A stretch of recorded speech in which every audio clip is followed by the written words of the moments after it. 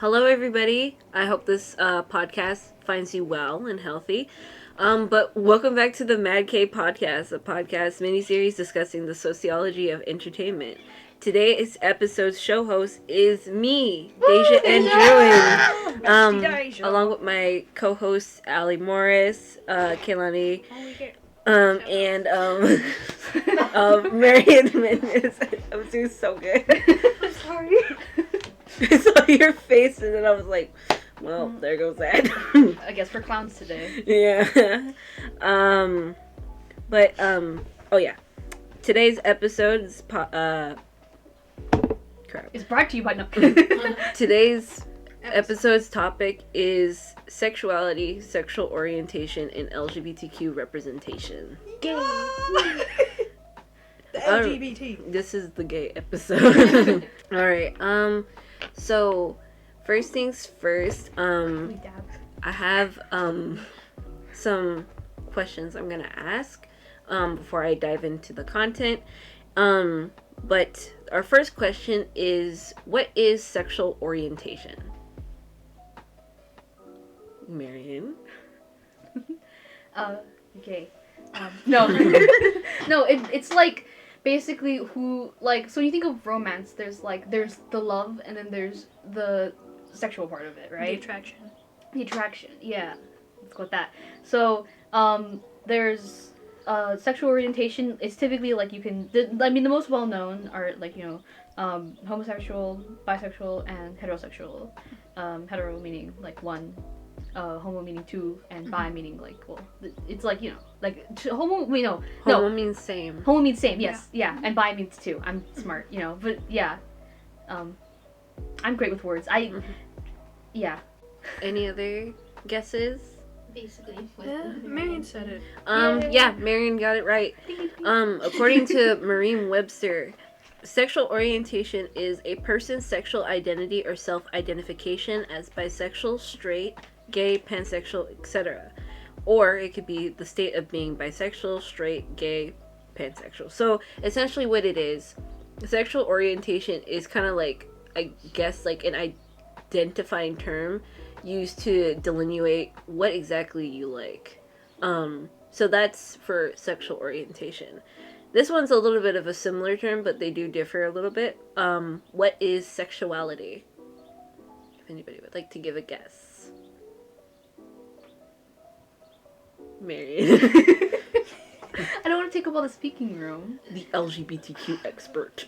Yes, I'm totally the expert here. I totally just don't rip off like people who are actually doing the research. This is a reminder that we don't have PhDs. Yeah, big reminder. We're not your research. Listen to us for fun. Yeah, we're like the for the laughs. Don't use us for your research papers. You will fail. Yeah. Yeah. You gonna get NLCs get degrees, but this. Yeah. Anyways, I have one more comment. We are like, actually I don't know if that's okay. We are the opposites to the Alpha Male podcast. We're like the opposites to them. Okay. Sigma so yeah. male. Anyways, We're the Sigma male. That's right. So, well, I think sexual orientation is like what you like, and sexuality is like the more like sexual part of it. I don't know. I guess. well, actually, sexuality and sexual orientation are synonyms of one another, but again, according to Merriam-Webster, sexuality is the quality or state of being sexual, and there are three other terms that are in it. So, the condition of having sex, sexual activity, the expression of sexual receptivity or interest, especially when excessive. So, it's kind of like, again, it's like talking about like what exactly are you attracted to, but also you could think about like it in a way of almost like what are you romantically or sexually attracted to. Now this one, what does LGBTQ mean? I hope you do. Please don't make me talk again. You can do it. I have to gather my words. Do you want me to? Okay. LGBTQ. I mean, no, listen, If you know it, say it. Yeah, speak your truth. Yeah, speak your truth, queen. No, never I can explain it. You can. Allie, Okay. you know it. Oh, yes, I do. Well, the LGBTQ, and then there's an IA that some people add. Mm-hmm. I don't remember what the IA means. Well, I you know. go, first you say LGBT. Wait, no, I might. I could try it, but it's lesbian, Yes. gay, Mm-hmm. bisexual, Yes. transgender, Yes. Mm-hmm. LGBT, queer. Yes. Mm-hmm. Well, this is it intersex? And Mhm. then asexual? Yes. Ah! You got it first try. I want to clarify something. Some people think that A stands for ally. Not true. No, it's no. It's Not not true. Hello. No, it does not stand for ally. It stands for asexual. Asexuals are part of the LGBTQ plus community. Just letting you know. Yeah, I was gonna mention that too. So LGBTQ is an acronym that stands for lesbian, gay, bisexual, transgender, queer, or questioning. Oh. The plus is the plus that you might see a part of LGBTQ plus actually represents other different gender identities or sexual identities that people might go by. So such as being pansexual, genderqueer, bigender, pangender, stuff like that. That's what the plus represents. You might have also heard it, this acronym, in the form of LGBT, which stands for lesbian, gay, bisexual, transgender, or this big one right here, LGBTQQIAA, which is a mouthful. Or you might have also heard it as LGBTQIA plus. With this one, so like the long one that I just said, stands for, and this might be a little iffy, but it stands for lesbian, gay, bisexual, transgender, transsexual, two-spirit, queer, questioning, intersex, asexual, or ally. The thing that I kind of will mention is that, I mean, ally isn't really like, like, I guess an LGBT, like it's not an identity. It's not an identity. It's really just more like you're a supportive person. Yeah. And two-spirit, at least from what I know, that is a Native American term. And you can add on to that. Typically, like it basically, like, I'm not gonna say I'm the expert on this. Mm-hmm. But it's not it's a little hard to put it in the same category, as it's more of like a Native American thing rather than an LGBTQ plus thing. Mm-hmm. But some people do include it, some people don't. Most people don't. But yeah, that's just what I know. I just know two-spirit is a cultural thing to Yeah. Native Americans. So, yeah. Something that I did notice though is that, like, oh, I forgot to mention, the plus does include like asexuals and non-binary people. The research I was doing, it didn't include non-binary, but non-binary people do deserve to be seen, so I will include them into this. Now, definitions aside, we want to start talking about some good representation. In my research that I found, and it's really, this is going to be really telling, Heartstopper. Now, I know Heartstopper has, like, it's been so popular. It's been very, very popular ever since it came out on Netflix. And a lot of LGBTQ youth love this show. Because for them, it's not only a relatable experience, but they don't really see many harmful archetypes or stereotypes that are implemented into the series. And It's also a book. yeah, it's also a book. So It's a series. Yeah. it's a series. It's like they have a lot of novels. But also I put here that might be a little bit biased because I actually really do love Heartstopper. So one of the things I personally adored about Heartstopper is how they represented LGBTQ characters, and as well as the identities that they were able to represent. So, for one, there wasn't a single moment where I was watching Heartstopper and it felt like I'm reading like an LGBTQ story written by a heterosexual woman for heterosexual women. It didn't feel like that. And not saying that heterosexual people or cisgender people can't write LGBTQ stories. They definitely can, and that's something that I'm pretty sure a lot of LGBTQ people would like to see. It's just more so presenting it accurately and not in a way that is controversial, or marketing it to an audience that like it's kind of just like it shouldn't really be marketed towards straight people. So that's one of the things that one of those things that I love about Heartstopper. The other thing is that it's not like a tragic love story. And again, not saying LGBTQ stories can't be tragic or sad or like angsty or whatever. They definitely can be. But it's very refreshing and nice to see just like a wholesome love story blossom. Oh, I feel like I should explain what Heartstopper is. Maybe the plot. Okay, so Heartstopper is about a, I think, 14-year-old boy named Charlie Springs. Yeah, Charlie Springs. And Charlie Springs goes to an all-boys school called Truham. And he's like, I guess the whole journey is that he's like one of the only, I think he's the only openly gay guy that's at the school. And granted, it was against his will how he like got outed essentially. Mm-hmm. But the story basically follows. Oh, For those who don't know, outing is exposing someone's like identity, or as like, or yeah, I guess identity without their consent. yeah. Another thing, there's no bury your gays trope, so no gay characters die or disappear out of nowhere. So that's great. And there's also moments in Heartstopper where there are like homophobic situations or like just very like I guess not LGBT, yeah, I would say LGBTQ exclusive like situations that like LGBTQ would be able to like, you know, confide in.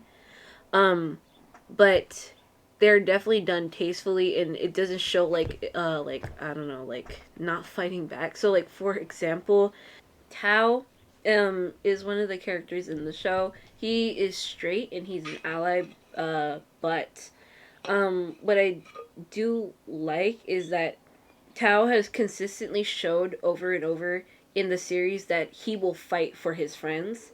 And now I'm not saying it's like a savior trope or like, oh, Tao is the one that saves them and stuff like that. Tao is very defensive and cares a lot for Charlie, especially since Nick Nelson's friends, I say friends quote unquote, are very like homophobic. Yeah.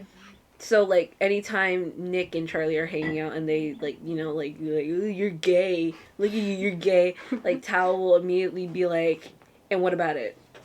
And what about it? Kind of thing. Yeah. One of the things that I kind of like took note of when I was doing the research for my episode, was that the way that representation doesn't feel like a checkbox is by telling their story, right? Mm-hmm. So when you say that like the ally was like the person who would fight for them, it's not about right. Am I wrong? Or, yeah. Okay. It's not about the ally story and how it affected the ally. You know, I mean, it might have been mentioned, but it's not the main focus of the story. The main focus of the story is still. Like, yeah. That's the thing. Yeah, like that feels really good seeing that like it's not the main focus. I guess. Oh, okay. Anyway, moving on. There's one hot topic. I also heard that like, was it the crew or they're also like, or the people who play the characters are also like a Yes. part of the. Yes. Mm-hmm. They are also the cast is also LGBTQ, and the soundtrack features musicians and artists who are also LGBTQ. So that's also another. Ding, ding, ding. Oh, and also the promotional picture. Yeah, I think so. Oh yeah, the You know, promotional the pictures. straws. The straws signify their sexuality. Yeah, they're the colors of. Oh, I that's told you. cool. About this. Oh yeah, you told me. Yeah. Okay, that's cool. I want to make this quick because I don't want to take too much time.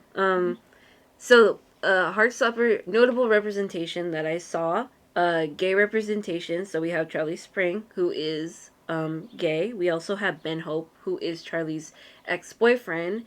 And again, if you've watched the series, you'll know why most people don't like Ben. But Ben is a gay character in the show. We also have, I don't want to mispronounce his name, Mr. Ajayi. I probably butchered that, but he's a gay teacher who supports Charlie throughout, like, it's mentioned that, like, he supported him when he was getting bullied after he got outed. And then he also comes to him a lot for like relationship advice and like should I pursue feelings for this guy and da, da, da, da, like just showing like I guess the supportive element of a teacher. Um Nick Nelson I kind of put in like the bisexual or questioning representation because Nick thinks that Nick it's shown that he's having like a little bit of like I guess like I might like I like guys because I like you, but I might like women too. And then That rhymes. yeah, and it's kind of just like you see. I'm pretty sure in season 2 and 3 you'll see more progression on like how I guess his sexuality develops. Um, but I put him in the bisexual questioning one because I don't want to say like oh he's bisexual, but he's also questioning at the same time. So it's kind of that. Lesbian representation, we have Tara Jones and Darcy Olsen. They are a lesbian couple that attend Higgs, which is an all girls school. And finally, one of the biggest parts of the series that I absolutely adored, transgender representation. And with Elle Argent. What I love about Elle Argent is that she is not a trans character that is in there for the sake of representation. She has her own story. Woo. And for her story, it's more so like her transitioning from an all boys school to an all girls school and kind of learning about like well not learning but like struggling with like learning to make friends because I think the signification there is that not a lot of people want to be friends with her because she's trans. It is kind of a contrast I noticed. Like, well, the shows that the shows that are about like LGBTQ people are like British. Well, most of them. Specifically like the Netflix original ones. Not like all. I'm not saying all of them. Everyone's British now. Yeah. I mean, like me, I wouldn't notice because I don't have Netflix, but. Okay. Other ones I wanted to mention too. Other good positive representation. Sex Education. I've not watched this show. I'm sorry. It's been on my watch list for years and I still haven't. I haven't watched this show and I don't know too much about it, unfortunately. But I do know that there's a lot of LGBTQ representation within the show, and there's been a lot of articles written about how sex education kind of changed like the perspective of bisexual men, in a positive way. I didn't read them, but I noticed that was an upcoming trend when I was researching. But at least in my research, sex education has representation of the following: bisexuals, pansexuals, gays, non-binaries, asexuals, and lesbians. And for some people, sex education was their first time ever seeing asexual representation in entertainment. I think that the actor themselves too is also asexual. Yay. The actor who plays that? Yeah. Again, I don't know too much about the show, but that's stuff that I've observed. And also these characters are written with actual storylines. They're not there for the sake of representation. Yeah. They actually have stories. You might know a little bit more about this. The Owl House. Yay, Owl House! So the Owl House made big headlines because Luz, is that how you pronounce it? Luz? Luce, the main character of the show, made headlines because it's Disney's first bisexual leading character. Also, she's Dominican, which is like, I relate, Dominican. Again, I haven't watched the show. Okay, I can talk about it.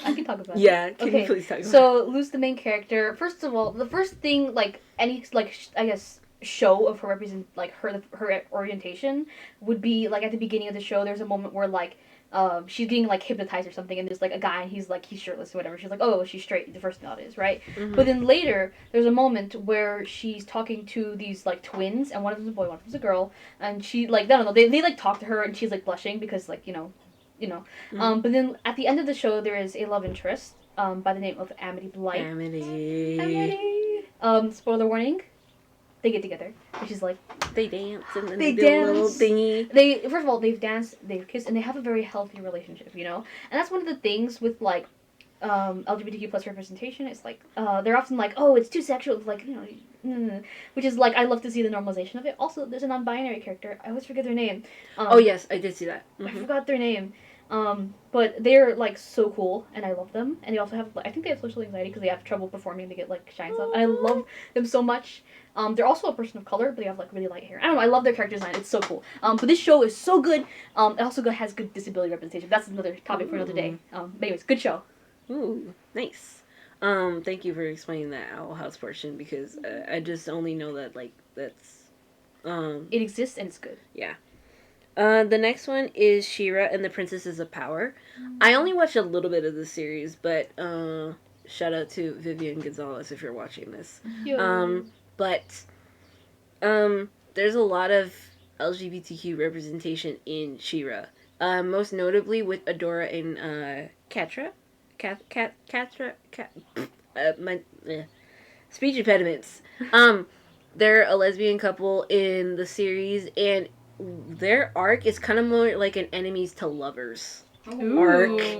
Enemies to lovers. So they were childhood friends. At least from what I know, they were childhood friends, and then Catra got like into like this army thing with Jiggy, and now Adora and Catra are enemies, and then they fight, and you can see like this tension of like a relationship or whatever. But by the end, like they make up, and then they get together. They kiss, and I've not seen this, okay, but I'm just letting you know I've heard good things about it. They kiss and they get together. Also, what I found is that there is a lot of not just other than the relationship. There's also a lot of good LGBTQ reps. So, for example, there are gay characters, lesbian characters, bisexual characters, transgender characters, and non-binary characters. And one of the characters, Bo, who is bisexual, I believe, their parents are a gay couple.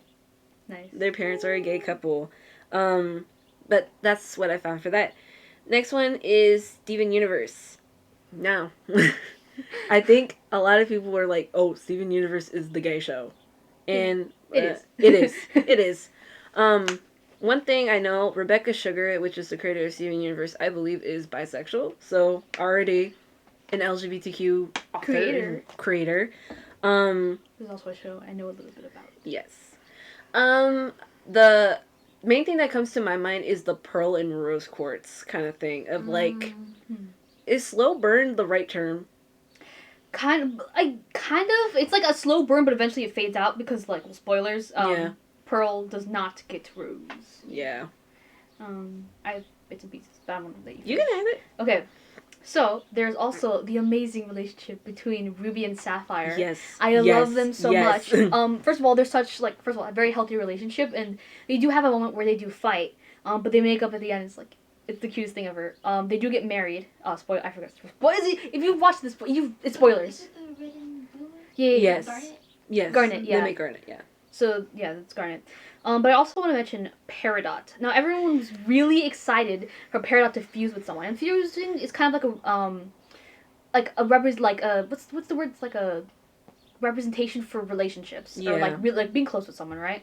Or things like, some people say it's for like sex, but like I think it's more so just for like close It's not sex. I don't think it's sex. It's not for intercourse. It is not intercourse. They just dance and they fuse. Yeah, that's it. Yeah. And they create a whole new being, but that's Steven Universe lore, which I'm not gonna get into. Yeah. But Peridot doesn't want to. She's like, it's not clear whether or not she's just uncomfortable with it or it's just not her thing.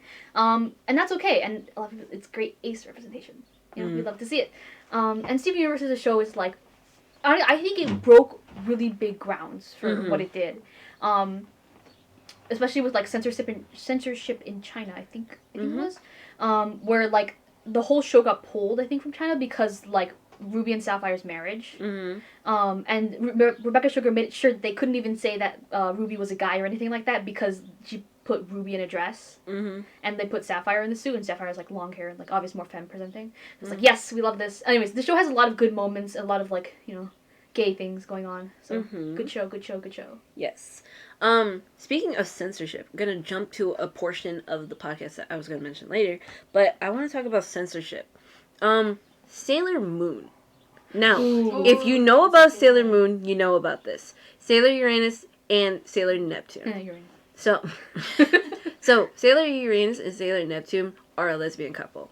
It is clear from the get-go, if you've read the manga, if you've seen the Japanese anime, they are a couple. Woo. And they have their own little story and plotline and stuff like that. I put here, I'm like, they're lesbians, Your Honor. They're lesbians. But when Sailor Moon, the animated series, was released in the United States, when it was released in the United States, America censored it and made, instead of making them a couple, they labeled them as cousins. Now, So weird. the thing that's so comical about this censorship is that scenes where they are being really close and intimate are still presented.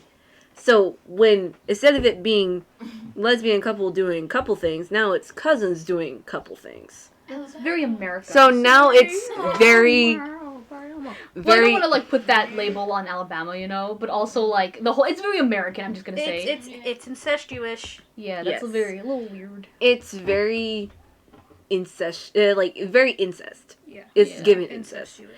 And that's like one of the most comical censorships. Like, I think you can ask any Sailor Moon fan, any anime fan, one of the most funny censorship moves ever made in anime history.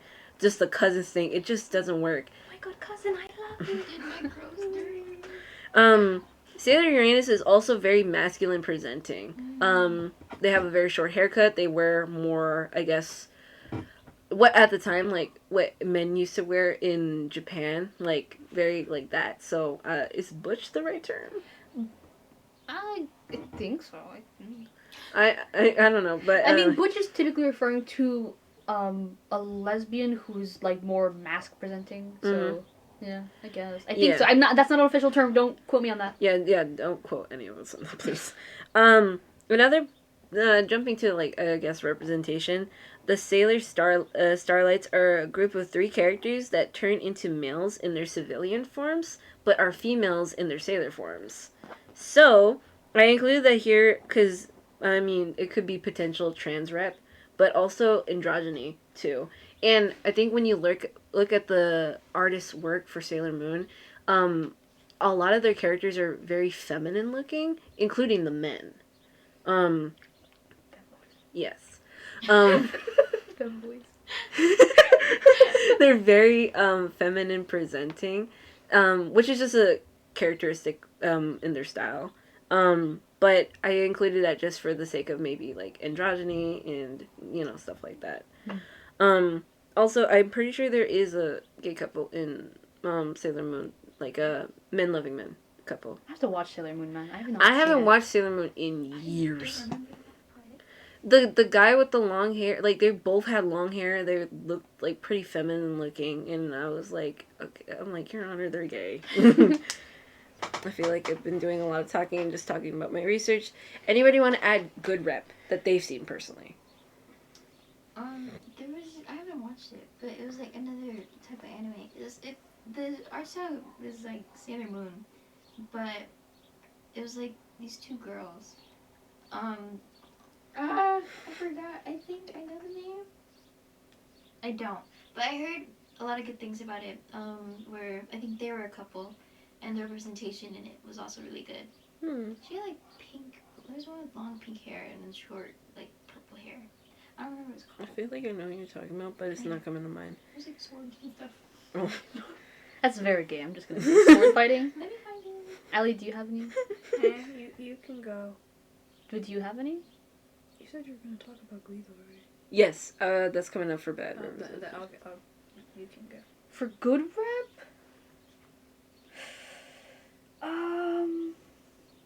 Oh, wait. Go ahead. I don't know if it's necessarily good, but Andy Mack. Oh, I forgot Yeah, about that. Because Andy Mack was a show where Disney Channel basically had its first openly gay character, who came out on the show. Oh. And yeah. I forgot about that. Yeah, I had just realized that when you guys were talking, and I was like, that was a thing that happened. Yeah, It that was made like- headlines too. Yeah, I think it was like 2016 or 17. But yeah, that was a thing. Yeah, I forgot about that. Oh, other things that going back to a good rep that I was gonna mention, but because of time, Young Royals. There's shows like Young Royals. I know it's about like a gay prince, that attends like this private school or something like that, and his love interest is like a straight guy, but he doesn't know that the guy that's straight does not know that he's gay. Kind of thing. Adventure Time with Bubbling. Oh yeah. This one I love talking about it so much because it makes it so giddy. This is something that was planned from the start. This is not your typical like let's just throw it in just to throw it in. It was planned from the start.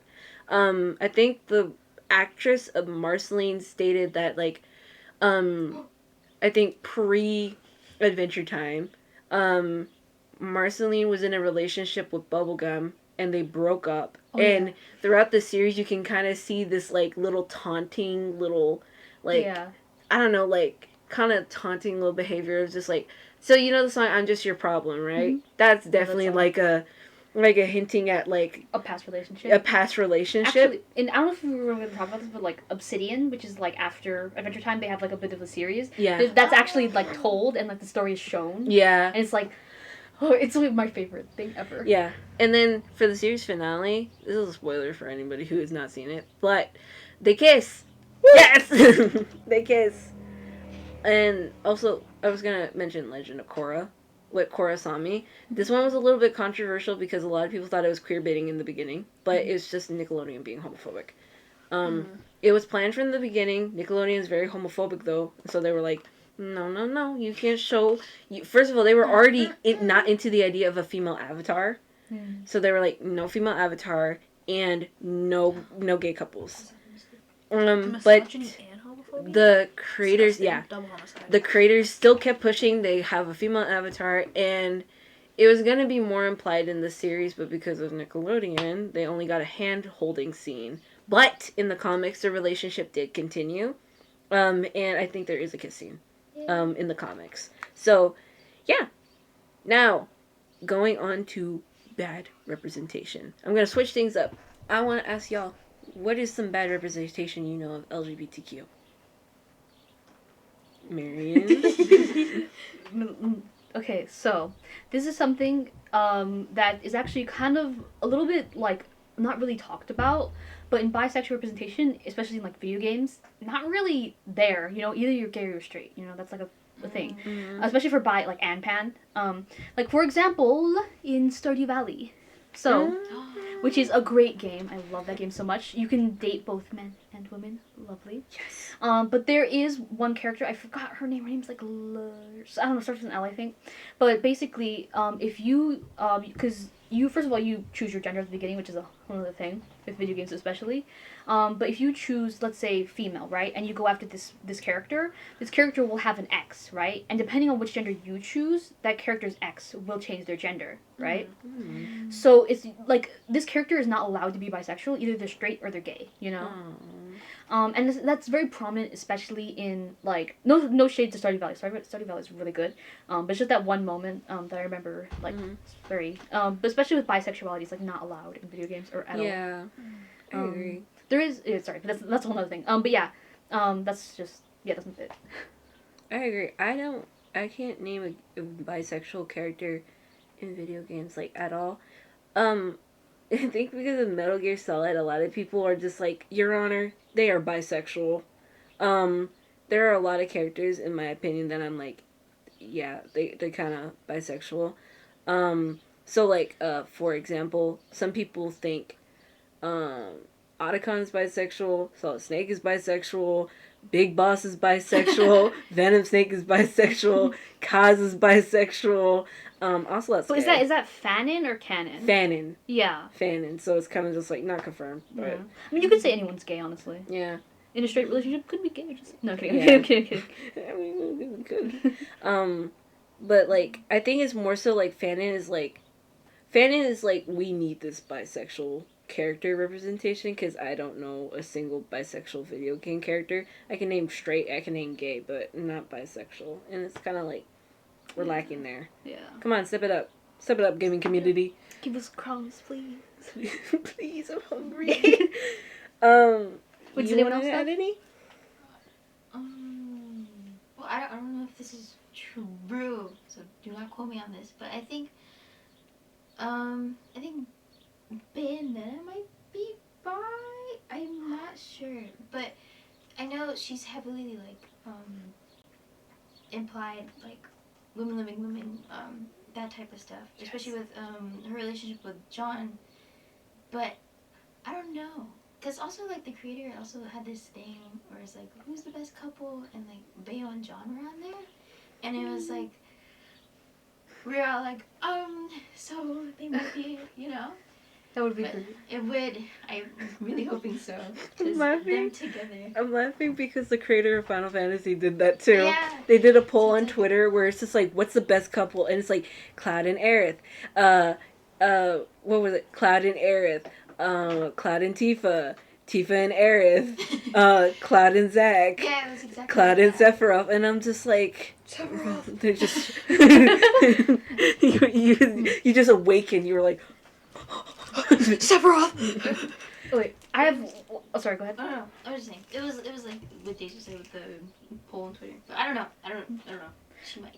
I have one last thing before you go on your rant about Glee, because I know that's. I think you wanted to say that. I don't know. I mean, I want to hear what she had to say. What she had to say about me first. Mhm. before I- oh, No, you. I don't know much about Glee, so honestly, I think it's Well, just better you add it. I want to know what you had to say first.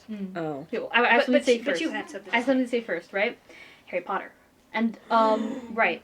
So this is something that I'm hearing secondhand, right? Because I don't remember the Harry Potter movies that well, but there's a lot of things there. But I want to point out specifically. I think it was a teacher. Once again, I'm hearing secondhand.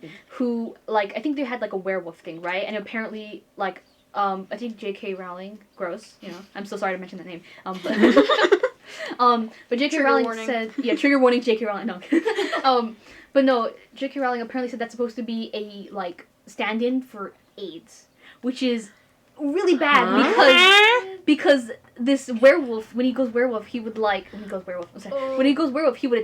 younger students, and that's like, and first of all, like AIDS Association, which is like the horrible stereotypes about like the gay community and stuff like that. That was such a bad move. How do people support this woman? I'm sorry. She's funny. Oh, She's funny. She's funny. But she You're does, canceled. it's, like, Out. embarrassing. Kehlani's over party. It's embarrassing to the point where it's funny. Yeah.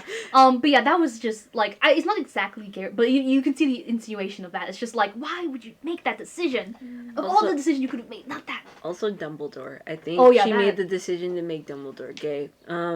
Which right after the books were written, way after the books were I'm written. sorry. I'm just like, it's like I remember seeing a post that was just like her J.K. No one J.K. Rowling. Also, Dumbledore is gay. And he likes gays. It's just like. Just years later. Yeah. It was very like check mark. No, check box. So check mark on a check box. You know, it's like, oh, we got the gay. You know, that's what it felt Okay. like. Anyways, Allie? Oh, well, what would you have to say about Glee? Oh, Because I just thought about something. But okay. It's not like TV show related. You Okay. can still say it. But I'm gonna say, what did you have to say, Deja? Okay, I was gonna talk about Glee. So, I've never watched Glee, but from people I've talked to who've watched Glee, one of the main criticisms the show receives is that it's very, like, stereotypical how they portray their LGBTQ characters. Oh, yes. So, again, I can't really speak to this too much because I haven't watched the show, but, I know there... Oh, maybe this might, go into that category. There's a character in the show that I'm pretty like, okay, this is according to Ryan. Shout out to Ryan if you're listening to Ryan's this. a Gleek. Ryan's the Gleek fan. Anyways, I think this character essentially, like, it's a gay character that got, like, sexually assaulted and fell in love with the person that sexually Wait. assaulted them. No. On Glee? Yes, I think. Maybe I could be wrong. This might be from another show. Either way, that's a bad like thing. Bad Either thing. way. And what I was gonna add is that it's not just Glee where this is exclusive. It's Glee, so it really could have happened. This is a trend that's often seen in, like, LGBTQ entertainment, or even just, like, a lot of stories in general, where the character will get sexually assaulted and then they fester a relationship, or that's the starting point for their relationship with another person, which gross. is really harmful and gross. Like, if anything, that should drive you away. Yeah, it's like, big yikes. Big yikes. Very Stockholm syndrome. You were gonna add something? I can. You were in deep thought, like, did that actually happen? No, it happened. Oh, Wait. Did they get in a relationship? Anyway. I don't know anything about Glee, so I'm just like, I'm seeing your yeah, I'm like, I don't really know anything about Glee. Well, like Dave just said, it is very stereotypical in the terms of how they do LGBT representation. Especially, I think, with specifically the gay community, because they're more femme-presenting, and they play into those stereotypes of, like, oh, I used to play with Barbies and stuff, and things like that. I'm not saying that being, like, feminine and gay is a bad thing. It's just more, like, hyper-feminization. It's the same guy I was talking about. Yes, I've shown everyone here this video, but the gay guy who taught them how to dance. Isn't he the only openly gay character on the show? Not on the show, but like he's introduced as like the he's the openly gay. The one that like they he's the gay. Yeah, like the he's like the original because he was like he's the original. Gay. He's the blueprint. Yeah. I think when it comes to the G and LGBT, it is a lot more femme presenting. Or the sexual assault one that you were just talking about. That guy ended up being gay. So. Yeah. And that was they got together. Yeah. Glee doesn't only have gay representation. There's also lesbianism. Yeah. Oh, and it's also POC lesbianism. Don't they have trans representation? Yes, trans representation as well. Bad representation. This one is more so involving queerbaiting. Which is very, very, very annoying. Is there more queerbaiting in Glee? No, this is not in Glee. But when you talked about, like the checkbox thing. Yeah. I don't know if this probably wasn't intentional, but I thought about the Hype House. Oh, because Larray is the only gay guy. Because Larray used to be the only gay and the only person of color. Oh, maybe that's. Man, they got their diversity in one person. I was gonna say that last episode, but I forgot. But that was the original Hype House. Right now, I don't know what's going on with it. Didn't it change 50 people or something? Yeah, they changed like everyone. It's because of drama. Because everyone's like, I don't want to be here anymore. I don't like you. Anyways, going on to like queerbaiting. I didn't watch Voltron, but some people talk about that Voltron did have queerbaiting, because in the second to last season, Shiro, is confirmed as gay, and he did have a boyfriend. But it doesn't appear it didn't appear like it was consistent, it's like hinted out throughout the series, or like, yeah, it didn't feel like it was hinted at throughout the series, or it was like well thought out. It kind of felt like it was like placed. Yeah. Like, yeah. He's gay, right? Yeah, got it, done. That's a gay guy. He's gay. He's another gay. example of queerbaiting, just to add to that, Supernatural. I've mentioned this before, but essentially what happened, season finale, Castiel confessed his love to Dean, because he was like, why does this feel like a goodbye? And then Castiel's like, 'cause it is. And he's like, Dean, I love you. And then he dies. So it's not only a barrier gaze. Oh, wait. I saw this. It's not only a barrier gaze trope. It's also just like a... So he's gay all of a sudden? Do you think the love can bloom I don't even know. on a battlefield? No. Remember if it was you who told me that, or I just saw it in a YouTube video. But like the gay guy, he gets like eaten by. Like I saw the clip where he just disappeared. Like if you've seen Infinity War and like everyone's like the blip, that's exactly what happened. Yeah. Except he's just standing there. Yeah. No, they sent him to super hell. Yeah, that's what it is. Yeah, that's what it's called. It's super hell. I can't get over that super hell. Yeah. Supernatural super hell. That's where that's from? Oh well, I don't know. I don't know, but people. That's I what. just heard super hell so many times. I thought it was so funny because like there's hell and there's super hell. That's what the caption to the video I saw said. It was like he went to super hell. Anyways, kind of like wrapping this part up. Also, the actors themselves have said like numerous times, I was like, oh, Destiel, that's the ship name, will never become a thing, or like, I mean, they can obviously feel uncomfortable with it because I mean it's live action, and these people are married and they have children and stuff like that. But I think it's kind of just telling some of the behaviors are low key kind of homophobic. So, no, that's another debate. Well, I don't even know if this is necessarily representation, but in Pretty Little Liars, I saw bits and pieces of the show. Mm-hmm. And when I mean bits and pieces, I mean bits and pieces. But, you know, there's this whole thing about, A, right, if you don't know the plot, go look it up, go spoil it for yourself. I'm not Google gonna it. do it. The person who, like, was doing all this horrible stuff to the main characters, it's a girl, right? But when they show all the flashbacks of, like, what led up to this moment, like, the person who plays, well, not the person who plays that person, but, like, the character is a guy, or, like, a little boy. But now they're a girl. But it's not talked about at all. Actually, It's not okay. addressed at all. I want to talk about this because, like, in early representation, it was like it's very easy to just like say they're gay. Also, you know. Well, But- yeah, Go ahead. Well, I wasn't saying they're gay. I just found it interesting how, like, it wasn't really something that was brought up. Like, Yeah. I don't know if it was brought up by the fandom, but not, like, by producers, writers. It was just, it just happened. It probably like went over a lot of people's heads. Yeah. All right.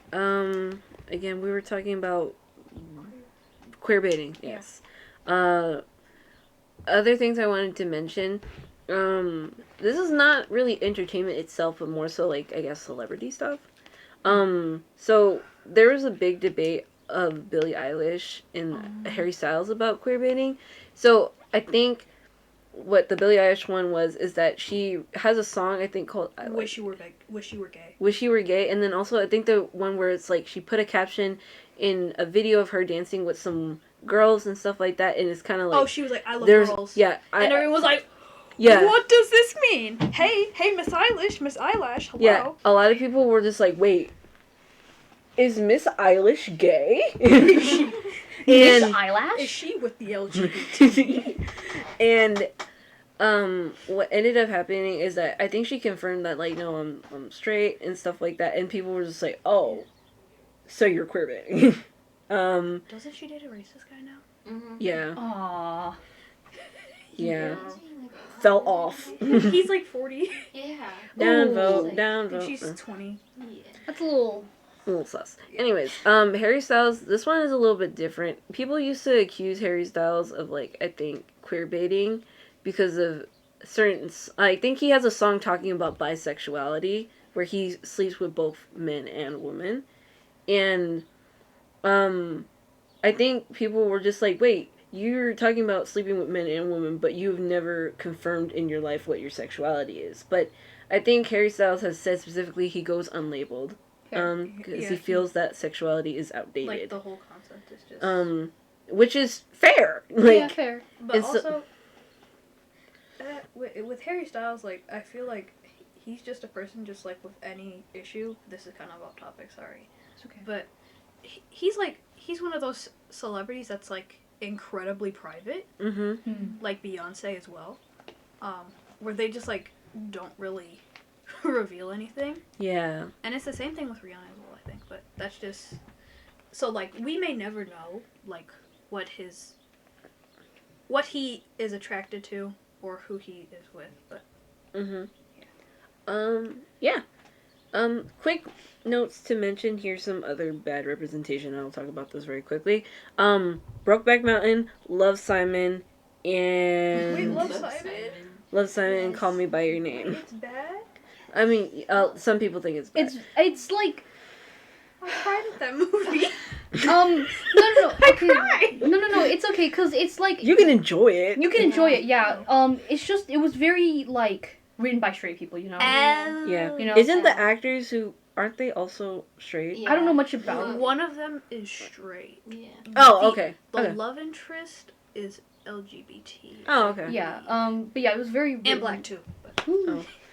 Oh, but things about Brokeback Mountain and Call Me by Your Name. So I know some people might be a little torn up at this one, especially with Brokeback Mountain because it's kind of iconic in gay culture.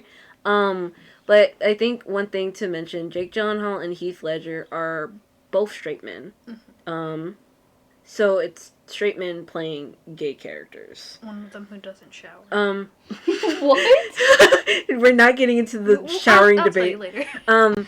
And then also for Call Me by Your Name, Armie Hammer and Timothy Chalamet are also straight men. So again, straight men playing gay characters, and that can be very controversial. I think. Well, I mean, this is just my opinion. But I think that it's okay in some cases, but like if you have a gay story that's entirely straight, played by straight characters, written by straight people, then it's a problem. But there's nothing wrong in like a single case. I mean, if it's your only representation, then maybe not. But like actors be actors. Maybe they'll discover their bi or something. I don't know. Yeah. Also another thing, I'm pretty sure the person who wrote Call Me by Your Name is a pedophile. Ooh, gross. Never mind. So yeah, that's that. Yeah, I think they're because it's also the characters too. right? The characters character Timothy plays is very young, and the guy he gets with is Armie Hammer plays is very Professor? Professor. I didn't know that. Teacher and student. Yeah, it's kind of like that. Another one, Stonewall. I didn't watch this movie, but the main criticism I heard about it is that it basically whitewashed the Stonewall riots. Even because there's a lot of POC POC were heavily involved in that event. The Stonewall riots was very minority driven. There's a lot of solidarity between the minorities, and a lot of just we are both oppressed and we need to stand together on this one. Yeah. To shout out some names that I know, because I don't know much about the Stonewall riots. I didn't do much research on it, but I know two of the biggest people that were a part of it, Marsha P. Johnson and Sylvia Rivera, both trans women of color. That were a part of the Stonewall riots. So it's kind of it doesn't feel I think if it feels like you're tarnishing their name, because these are two women that really paved the way for gay rights and trans rights and everything, or just overall that whole thing, and it just feels wrong seeing them being just whitewashed. Oh yeah, it's just come on, man. Come on. That's it for bad representation. Any other final thoughts on this, or any other final closing bits? There was so much I wanted to talk about. If we had more time, I would love to. Because we're currently at an hour. Yeah. Wait, just to finish this on a good note, I just remembered one more good representation that I really want to say. It's an album called Burn Pygmalion. You guys may not have heard. I've talked about this one. The album has a story, and it follows a very gay couple, and it's very gay, and it's written by, I'm pretty sure, a gay person. If they're not, well, then I'm wrong, but I'm pretty sure she is. I don't know. It has a great cover art. It has a great story, and it's I don't know. It's great. Love this album. Anyways, that's my last bit. Let's Ali something. That one Olivia Rodrigo song. Oh. That people think is for the LGBT. It's for the gays. Yeah. Cause it's called Hope You're Okay. Because the whole album is about her anger and sadness towards Joshua Bassett. But that one is interesting. Mm-hmm. Yeah. A little fruity. And then also a lot of people speculate that Taylor Swift is kind of fruity too. I love casual. A little fruity. Yeah. Just the tiniest bit. Because there are some songs where they're come on Taylor, just put her, not you. It rhymes with her. Come on. Okay, Lenny, you have any? No. I really wish I had more time to talk about things, because I was gonna get into a little bit more about maybe fan speculation, shipping, and then also I was gonna talk about fetishization a little bit, but that's pretty much. Oh, I think I should probably maybe have a little ending statement about why this type of representation is important. So, I guess to put it quite simply, the reason why not only just LGBTQ representation is so important, but also POC, disability, gender representation is so important is because this is not only where people feel seen, it is where they're seen. So, for example, you may be from somewhere that doesn't really have a lot of like POC or LGBTQ people, and through entertainment, that's usually where you see them. That's usually where you get your first exposure to them, and that's why it's so important to get it right or make it like positive. And there's nothing wrong with telling a story that has negative connotations, but it's important to tell a good story. Yeah, tell a good story about these people, because imagine seeing that for the first time. You're going to be very impressional to it, and when you start to you good? I'm so sorry, I just remembered something. When you okay, here, when we see these representations, we're also usually pretty young, and when we're young, we're very impressionable. So seeing that at a young age, and then you can already start to develop that stigma or stereotype in your mind of like, this is what gay people act like, this is what black people act like, this is what disabled people act like, this is what certain genders act like. Yeah, like stuff like that. Like, that's why it's so like important to like get it right, because not like people will see that and develop a thought in their mind about those people, and then chances are they'll enact on it in real life. And obviously, I think this should go without saying, obviously entertainment should not be your only source of like, this is how these type of people act. But for those who live in those kind of areas, for those who live in those kind of areas, it's just, that's how it is. But I guess speaking to like why it's important to just us in general, like, it's important to us because it's where we feel seen. It's where we, like, I think it's just like you have like that, you know, little heartwarm feeling of like, oh, I feel seen. That girl looks like me. Like, it's like, she looks like me. Or, oh, that character acts like me. You feel seen, and that's just so nice and wholesome. I want to talk about, because I'm going to be honest, I would probably be homophobic if I was not exposed to it through, like, shows in, like, Steven Universe. Genuinely, because I'm going to be honest, I was raised in a very Christian household. I'm sorry, I relate. Yeah, but yeah, if it weren't for the good representation, you know, Steven Universe, I'm going to be 100% honest, Steven Universe turned me gay, anyways, but, you know, if it wasn't for this good representation, there's a high chance that I would not be as, like, you know, I probably would have a lot of bad beliefs, I'm just gonna say. There's also, like, you know, it's nice to be seen every once in a while. I remember, like, growing up, I would always have to, like, there's always, like, if you ever choose a character in a show or, like, an action figurine, you know, when you're growing up, there's always that one character who, like, this character looks like me, you know, so I'll pick this character because they look like me. But then you realize that, like, none of them look like me. None of them are me. None of them have my skin tone. None of them have my eyes. None of them have my hair. And it's heartbreaking because it's just never you. You never see yourself ever. And, you know, it's important to have a good role model. Mm-hmm. That's just my little spiel. Yeah, I completely agree.